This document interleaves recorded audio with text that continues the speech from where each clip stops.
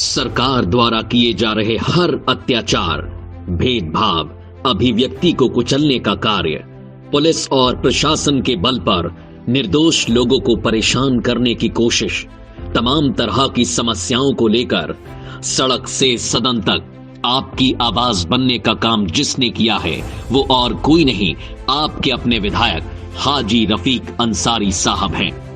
आपके विधायक हाजी रफीक अंसारी ने मेरठ विधानसभा क्षेत्र की सभी जन समस्याओं को पुरजोर तरीके से सदन के पटल पर रखने का कार्य किया है। मेरठ शहर के लोगों पर हो रहे प्रशासनिक अत्याचार और भेदभाव को सदन में उजागर करने का कार्य किया है और मेरठ में विकास का कार्य को राजनीतिक कारणों से रोका जा रहा है, इस बात को भी उन्होंने काफी मजबूती के साथ सदन के पटल पर रखने का कार्य किया है।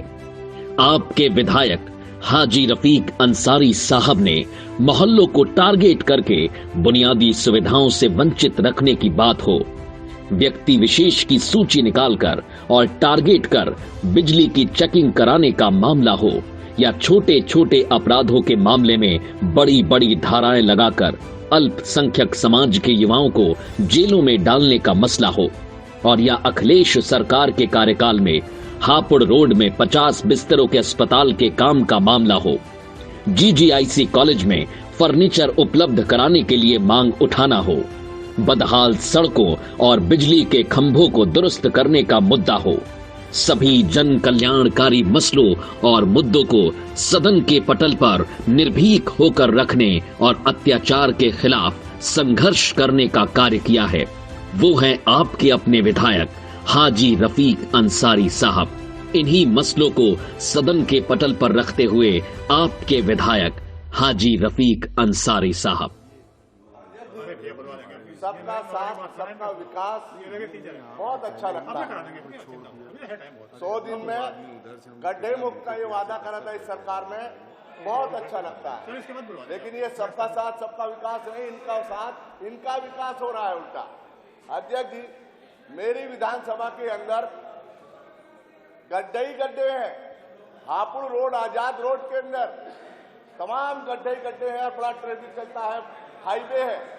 लेकिन ये सरकार गूंगी बहरी हो गई है, इस सरकार को नजर नहीं आता है। अध्यक्ष जी, खास तौर से जहां जहां माइनॉरिटी के लोग रहते हैं, जहां जहां मुसलमान रहते हैं, अध्यक्ष जी, भेदभाव करने का काम ये सरकार कर रही है। अध्यक्ष जी, मैं कहना चाहता हूं अध्यक्ष जी, मैं अध्यक्ष जी कहना चाहता हूं, आप सुन लीजिए, आप सुनिए। अध्यक्ष जी ये नहीं सुन रहे, सच्चाई को दबाने की कोशिश कर रहे हैं। ये कड़वी बात, ये सच्ची बात है तो कड़वी लग रही है। अध्यक्ष जी जो आज हमारी पीड़ा है और जो आज हमारे साथ हो रहा है, अगर मैंने वो बात पेश की है तो किसी को कोई बुरा नहीं लगना चाहिए। हमारे में आके देखो तो आपको पता लगे। आज खास तौर से अध्यक्ष जी उत्तर प्रदेश के अंदर मुसलमान दहशत और खौफ में जी रहा है। अध्यक्ष जी आज सोच नहीं सकते। अध्यक्ष जी आज हमारे बिजली मंत्री बैठे, कई बार हम बिजली मंत्री हमारे बुनकर प्रतिनिधिमंडल से मिले। आज बुनकरों का उत्तर प्रदेश के अंदर क्या हाल है आप सोच नहीं सकते अध्यक्ष जी।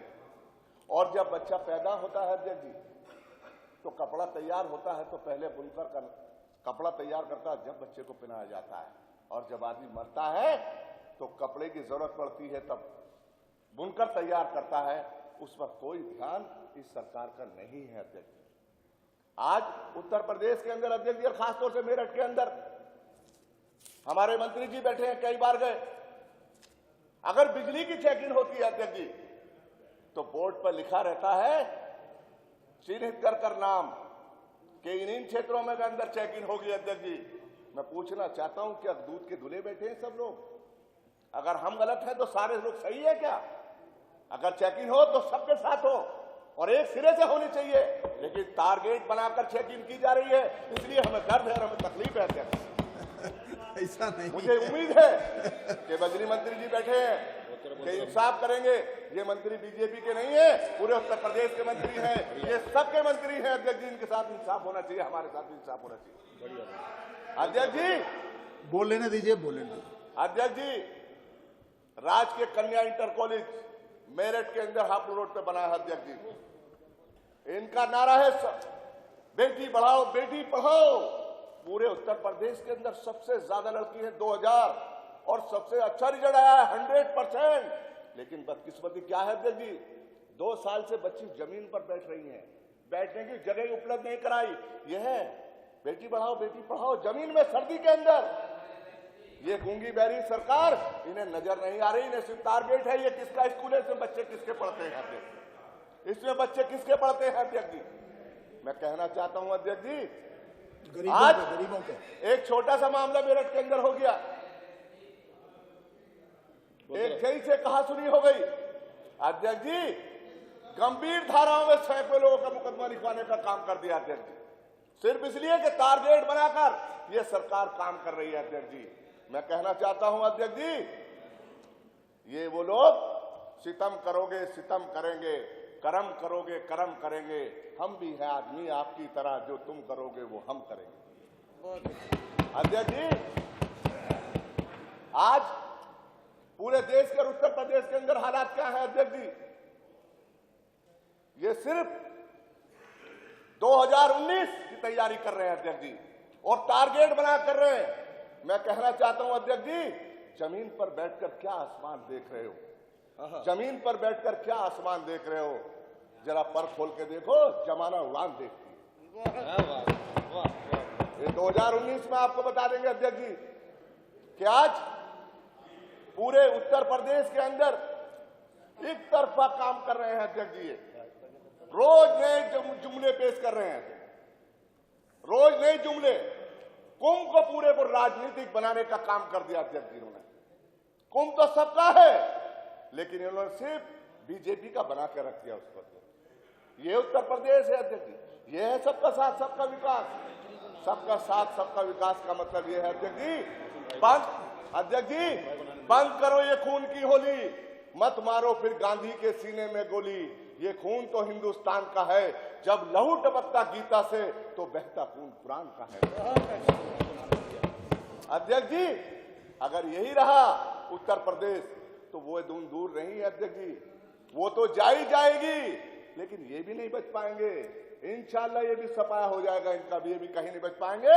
वो चली गई तो ये अपने आप गिर जाएंगे, इनके इधर आ जाएंगे, हम उधर जाएंगे, रुक नहीं सकते आप लोग।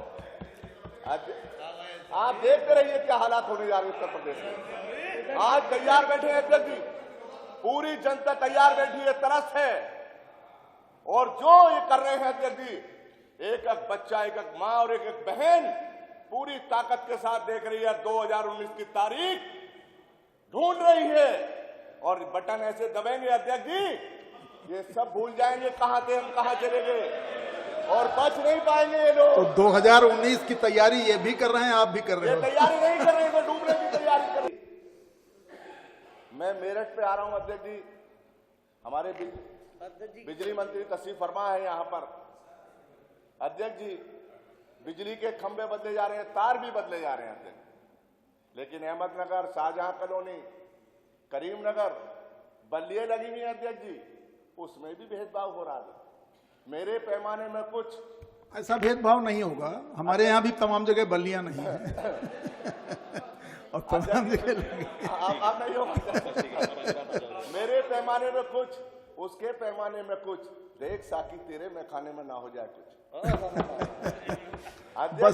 बस ऐसे है, जरा आधा से पिलाइए।